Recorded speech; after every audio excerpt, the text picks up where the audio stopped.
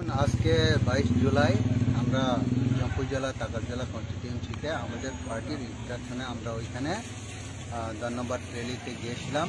Error পথে শান্তিনগর এলাকা, এটা জয়পুর জেলা তো বেলবাড়ি রোড, এই এলাকায় যখন আমরা এসে পৌঁছি তখন বাইক বাহিনী তীব্রমথার বাইক বাহিনী দুইটা বাইক এসে আমাদের গাড়ির উপর আক্রমণ চালায়, ইস্পাত খেল ছুড়ে এবং আরও ধারালো অস্ত্র দিয়ে আমাদেরকে প্রাণনাশের চেষ্টা করে, কিন্তু আমরা কোনো রকমে গাড়ির স্পিডে এসে আমরা কোনো রক্ষা পাই।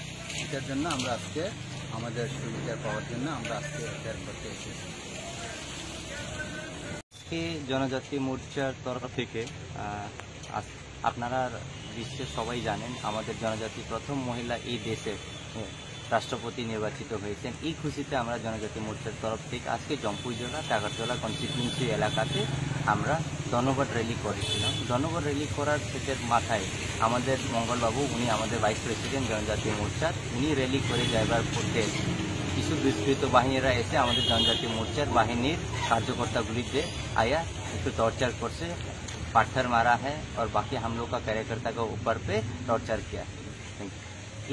এই বিষয় নিয়ে আমরা আজকে পশ্চিম থানাতে একটা এফআইআর এর জন্য এসেছি আর আমরা এফআইআর সাবমিট করেছি এখানে। Thank you.